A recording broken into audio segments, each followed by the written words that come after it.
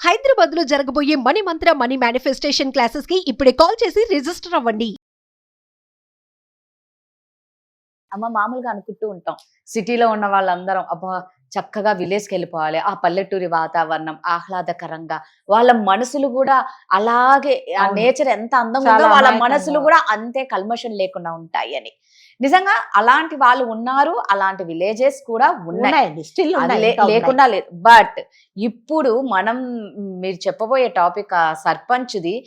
ఆ, అసలు వాళ్ళు ఎందుకు ఇలా వీళ్ళల్లో కూడా ఇంత దారుణంగా బిహేవ్ చేసేంత మనస్తత్వం వచ్చింది అంటే అనిపిస్తుంది. ఇప్పుడు మనం ఇప్పుడు ఇందులో హైలైట్ ఏంటంటే, సపోజ్ మీరు నేను ఏదో ఒక కాంపిటీషన్ కి వెళ్ళామండి. మీరు ఓడిపోయారు, నేను గెలిచాను.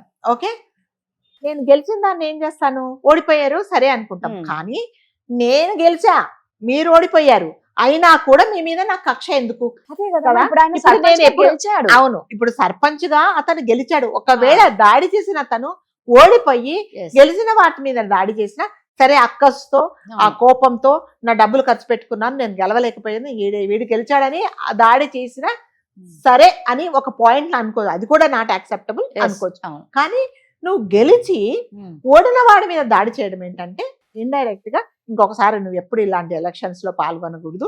సో నువ్వు జాగ్రత్తగా ఉండాలి, నీకు అంత ధైర్యం ఉంటే నువ్వు ఇందులో పార్టిసిపేట్ చేస్తావు అని అతను చెప్పడం. లిటరల్ గా ట్రాక్టర్ తో వాళ్ళను ఇట్లా కొట్టించేసి ఫ్యామిలీని ఇట్లా వాళ్ళు ఎదుపోవాలో అర్థం కాక అటు ఇటు చల్ల చెదరైపోయారండి. అసలు ఓడిపోయిన వాళ్ళు అంటే నిజంగానే చిన్న చిన్న ఎలక్షన్స్ లో కూడా రాదు గారు, చాలా డబ్బులు ఖర్చు పెట్టుకుంటారు వీళ్ళు.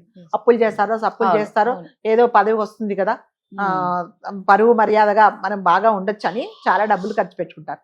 ఇతని విషయంలో ఓడిపోయాడు, అదొక బాధ, డబ్బులు పోయినాయి అదొక బాధ, మళ్ళీ ఎదురు దాడి ఏంటంటే గెలిచిన వాడు ఓడిపోయిన వాడిని చేయడం. అది విచిత్రంగా అదే. మళ్ళీ అంత పల్లెటూరులో. అంత పల్లెటూర్లు అంటే ఇది వరకంటే పల్లెటూర్లు అనగానే మనం అనుకుంటాము ఇది చాలా సాంప్రదాయానికి, చాలా స్వచ్ఛమైన మనసులకు, ప్రతి దానికి అంటే ఎటువంటి స్వార్థం లేకుండా ఒకరికొకరు హెల్ప్ చేసుకుంటే వాతావరణం మనం అనుకుంటాం. అబ్బా ఎవరైనా నాకు మా నిజంగా. సొంత ఊరు లేదండి, పల్లెటూరు, మీ అవును. ఊరుంటే చెప్పండి నేను వస్తాను అవును, అనుకునే అంతే. రోజులు కూడా ఉన్నాయి. అవును. కానీ ఇప్పుడు వాళ్ళు కూడా అంటే ఆయన సారీ సూయ అందరు కాదండి, ఉమ్. వాళ్ళు కూడా ఈ సిటీ వాతావరణానికి అలవాటు పడిపోయి వాళ్ళు కూడా అంటే ఇలాంటి కృత్రిమంగా అంటే ఎటువంటి అంటే అన్నిటికీ డబ్బులతోనే చేసి కక్షలు అన్ని పెంచేసుకొని దాడులు చేసేసి వాళ్ళు కూడా ఇలా తయారైపోయారు. ఇంతకుముందు పల్లెటూరులో అంటే ఏదన్నా మీ ఇంట్లో ఒక శుభకార్యం జరిగితే చుట్టుపక్కల వాళ్ళకు కూడా వాళ్ళ ఇంట్లో జరుగుతున్నట్టుగా పాలు, పెరుగు, కూరగాయలు, తర్వాత మా ఇంట్లో ఇవి పండాయమ్మా ఇంకా మీరు కొనుక్కోకండి ఇదిగోండి అని ధాన్యాలు అంతా ఒకే అందరూ కుటుంబం ఒక కుటుంబం లాగా ఉంటారు. ఇదిగో మేము వారం రోజులు ఇంకా వంట చేసుకోం, వాళ్ళు చెప్పేవాళ్ళు మా ఇంట్లో ఉంది కదా ఇంకెవరేం వంట చేసుకోకండి, మా ఇంటికి వచ్చేసేయండి. ఇలా అక్క, అమ్మ, అన్నయ్య, బాబాయి, పిన్ని అని వరుసలు కప్పుకొని చాలా ప్రేమగా ఉండేవాళ్ళు. ఇప్పుడు అలాంటివన్నీ ఏమీ లేవండి. ఎంతసేపు వచ్చి డబ్బులు, సిటీ వాతావరణానికి అలవాటు పడిపోయి ఎంతసేపు వచ్చి ఏ సంబంధాలు చూసినా కూడా ఆర్థిక సంబంధాలు అయిపోతున్నాయి, కానీ మనసుతో ఎవ్వరూ చేయలేదు. ఇప్పుడు జరిగిన సంఘటన అదే అన్నమాట. అతను గెలిచినప్పుడు హ్యాపీగా ఉండాల్సింది పోయి వాళ్ళ మీద ఎదురుదాడి చేయడము అంటే అసలు ఎందుకు పోటీ చేసావు, నువ్వు పోటీ చేయడమే తప్పు కాదు అన్నట్టుగా ట్రాక్టర్లతోనండి. నిజంగా వాళ్ళు ఎంత భయంకరంగా భయపడిపోయారనమాట అసలు. సో దాన్ని కంప్లైంట్ ఇచ్చినా కూడా అంటే ఇప్పుడు గెలిచినాడు కదండి అతనికి అధికారం అంతా ఆయన చేతిలో అంతే కదా, ఉంటుంది. అదే వాళ్ళు అదే అంటున్నారు అనమాట, గెలిచిపోయాడు అతను. సో మేము ఇప్పుడు ఏమి చేయలేము, మేము ఏం అనలేదు, ఓడిపోయాం కదా అని మా బాధలో మేమున్నాము, మా మీద ఇలా ఎదురుదారి చేశాడు అని చెప్తున్నారు అనమాట. ఇది చాలా దుర్మార్గం అండి. నిజంగా సినిమాల్లో చూపించినట్లే ఉందమ్మా. అంతే కదా, అంటే సినిమాలు చూసి మంచి ఎవరు నేర్చుకోవట్లేదు, అన్ని ఇలాంటివే చేసుకుంటున్నారు. కాబట్టి అతను ఎంత బాధపడుతున్నాడంటే నా తప్పేముంది, నేనేం చేశాను, నేను ఓడిపోయాను కదా, కనీసం నువ్వు ఓడిపోయి నేను ఓడిపోయాను నీ వల్ల అని కూడా అతను ఎప్పుడు పాయింట్అవుట్ చేయలేదట.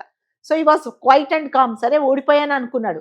కానీ ఇతను ఎదురుదాడి చేయడం ఏంటంటే ఇంకొకసారి ఎప్పుడు నువ్వు ఇలా అంటే ఏ విధంగా ఇర్రెస్పెక్టివ్ ఆఫ్ పార్టీస్ నేను చెప్తున్నాను అంటే వీళ్ళు గెలిచినప్పుడు ఆ ఆనందాన్ని వీళ్ళు చేసుకోకుండా ఇతని మీద దాడి చేస్తారు. ఇప్పుడు వాళ్ళందరూ ఏం చేస్తారంటే ఇతను ఇంత అరాచకం చేశాడు, ఏది సర్పంచ్ కాకముందే ఇంకా ఏం చేస్తాడు, అదే కదా. కాబట్టి తను సర్పంచ్ గా ఉండడానికి వీల్లేదని అందరూ ధర్నా చేస్తున్నారు. మంచిదే. సో అంత చేయాల్సిందే చెయ్యాలమ్మా. నువ్వు నిజంగానే ఏమీ కాకముందే ఇప్పుడే ఇలా ఉన్నావు. నువ్వు పదవి రాకముందే నువ్వు ఇలా అందరినీ అంటే ఎదురుదాడి చేయడం అంటే ఇందులో మళ్ళీ చెప్పుకోవడం, ఓడిపోయిన వాడి మీద దాడి చేయడం ఏంటి? అవును. నువ్వు ఓడిపోయిన వాడు గెలిచిన వాడి మీద దాడి చేస్తాను కదా, నువ్వెందుకు నేను ఓడిపోయాను, నేను ఇంత డబ్బులు ఖర్చు పెట్టుకున్నాను, నాకు 10 వచ్చేది పోయింది నీ వల్ల అని అంటారు.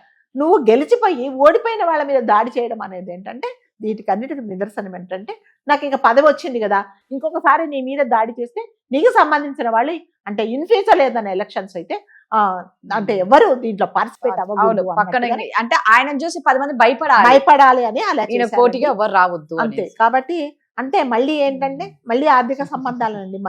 మనసుతో ఎవరి మాటలు లేదు ఎవరైనా నాతో నిజంగా అనిపిస్తుంది, ఎవరైనా ప్రేమగా మాట్లాడితే ఎంత బాగుండా అనిపిస్తుంది. కానీ మళ్ళీ దాని తర్వాత మనకు ఒక మధ్యలో ఒక మూల ఏంటంటే ఎంత నాకు హెల్ప్ చేస్తుంది, ఈ మధ్యలో ఏదైనా స్కెచ్ గీస్తుందా, ఏమన్నా ఉందా, నిజంగానే నన్ను అంటే మనస్ఫూర్తిగానే నాతో మాట్లాడుతుందా, లేకపోతే నా దగ్గర నుంచి ఇన్ఫర్మేషన్ కనుక్కొని పక్కన వాళ్ళకి చెప్తుందా అనేది కూడా మనము ఆలోచించాల్సి వస్తుంది.